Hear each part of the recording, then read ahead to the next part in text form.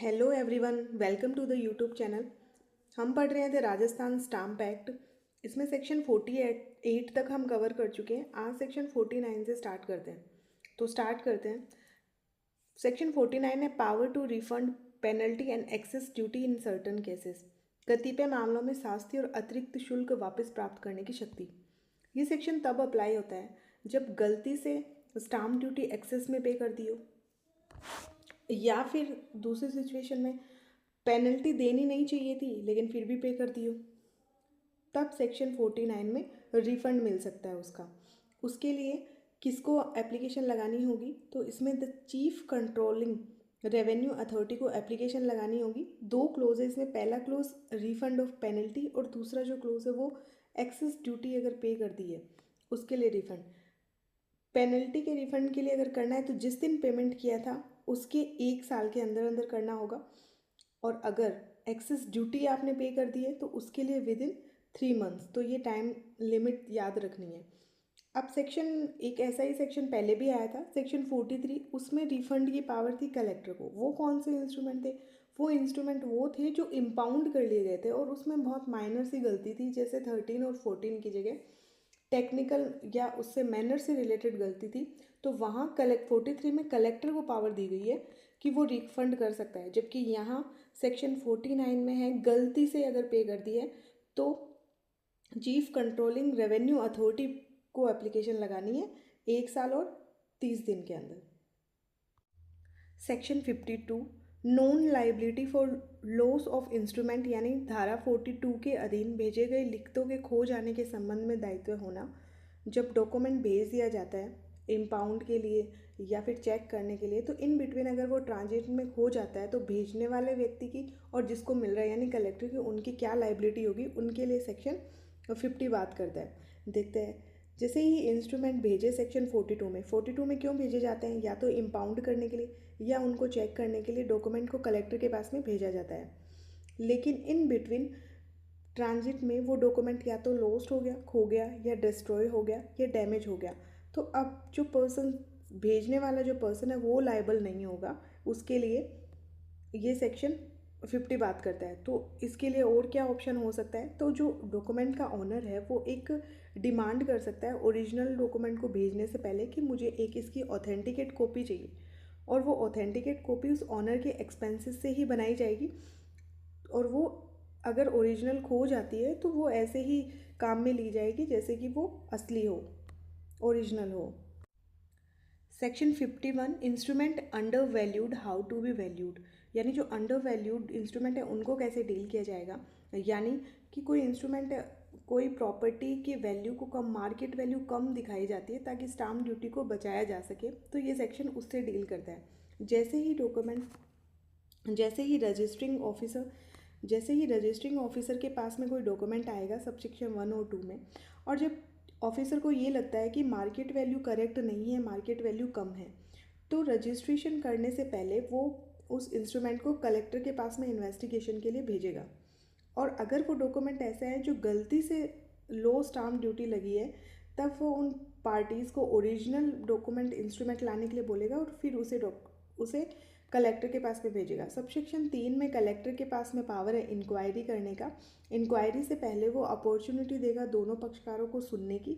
उनको सुना जाएगा और डिटरमाइन किया जाएगा कि सही में मार्केट वैल्यू है क्या। अगर कलेक्टर को ये सेटिस्फाई हो जाता है कि मार्केट वैल्यू कम है तो उन पे पेनल्टी इम्पोज कर सकता है। वो पेनल्टी क्या होगी? या तो 2% पर मंथ या फिर 25%, जो भी ज़्यादा हो, लेकिन वो पेनल्टी इतनी नहीं होगी कि वो स्टाम्प ड्यूटी से ट्वाइस हो। एक लास्ट प्रोविजन इसमें है कि अगर कलेक्टर चाहे तो सुओ मोटो भी क्रय संज्ञान ले सकता है। कब ले सकता है? रजिस्ट्रेशन के 5 साल के भीतर भीतर ऐसा संज्ञान लिया जा सकता है ओवन मोशन से। सेक्शन 52 रेक्टिफिकेशन ऑफ मिस्टेक्स, भूलों का सुधारना।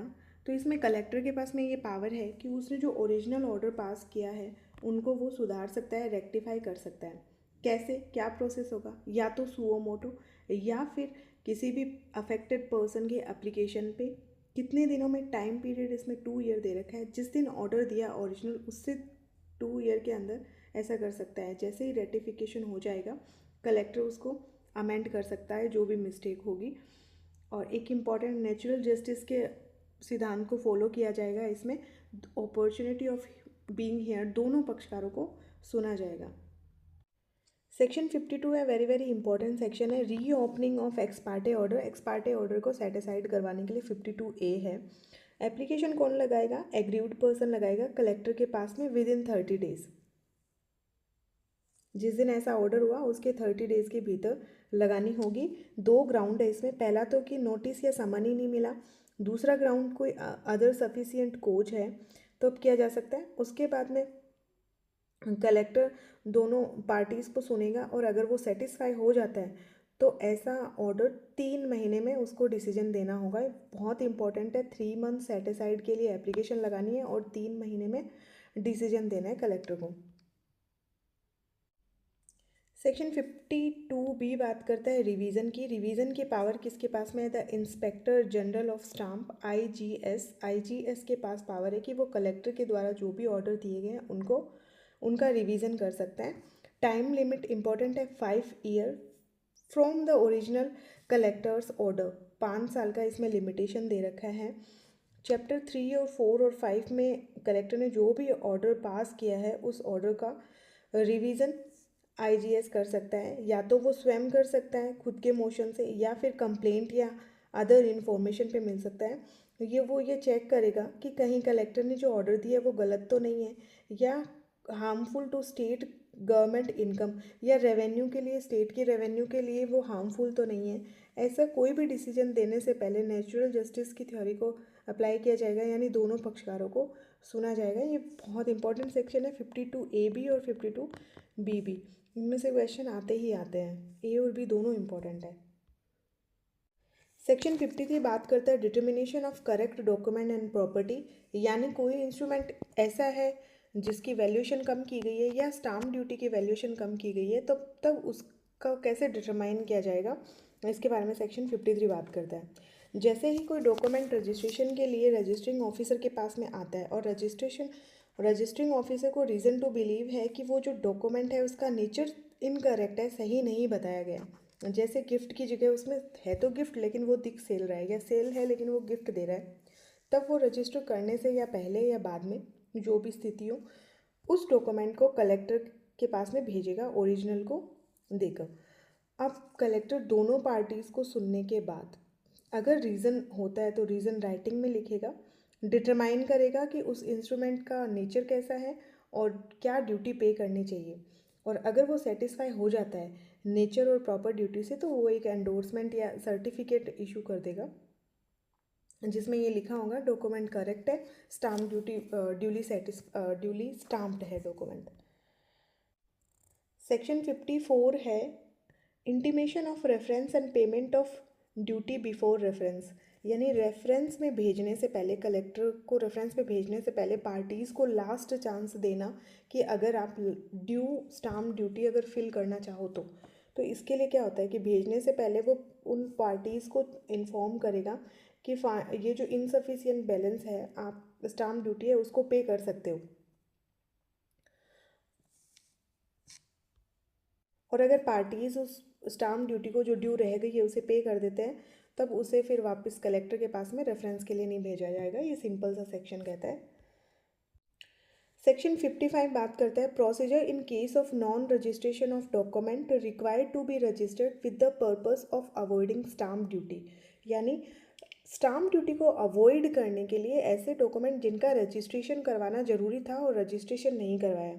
तो जैसे ही कोई डॉक्यूमेंट रजिस्टरिंग ऑफिसर के पास में पहुंचता है और उसे ये लगता है कि ये document under section 17 of registration act registration करवाना ज़रूरी था लेकिन स्टाम्प ड्यूटी से बचने के लिए रजिस्ट्रेशन नहीं करवाए, तो वो इमीडिएटली उसकी इन्फॉर्मेशन कलेक्टर को देगा, ये उसकी ड्यूटी है।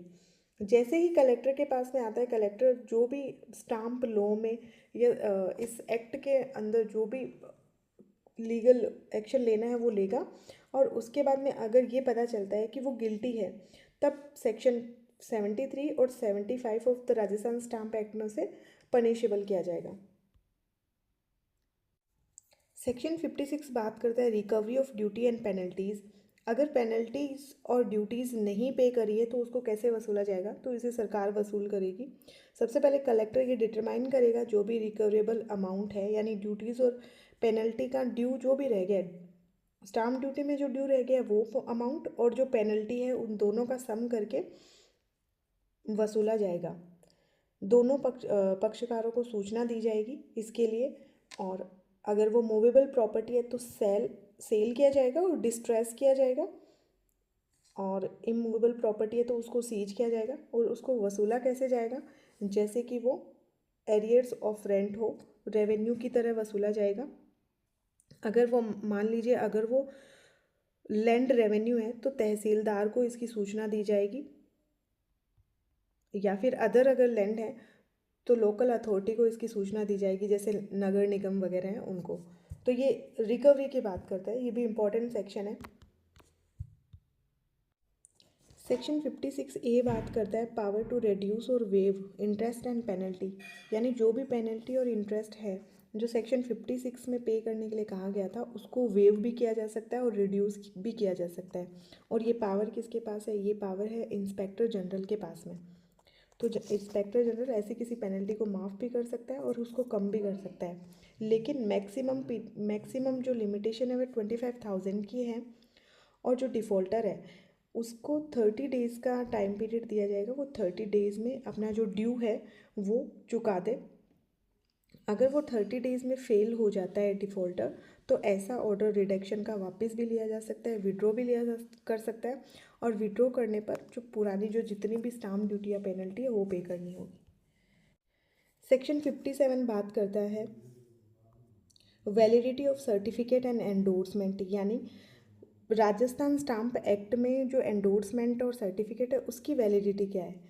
मान लीजिए कोई एक ऐसा इंस्ट्रूमेंट है जो इंडियन स्टाम्प एक्ट 1899 में सेम इंस्ट्रूमेंट की कम रेट है और राजस्थान में उसी इंस्ट्रूमेंट की ज़्यादा रेट है, तो इसका मतलब ये नहीं है कि रेट राजस्थान में ज़्यादा है इसीलिए वो वैलिड रहेगा।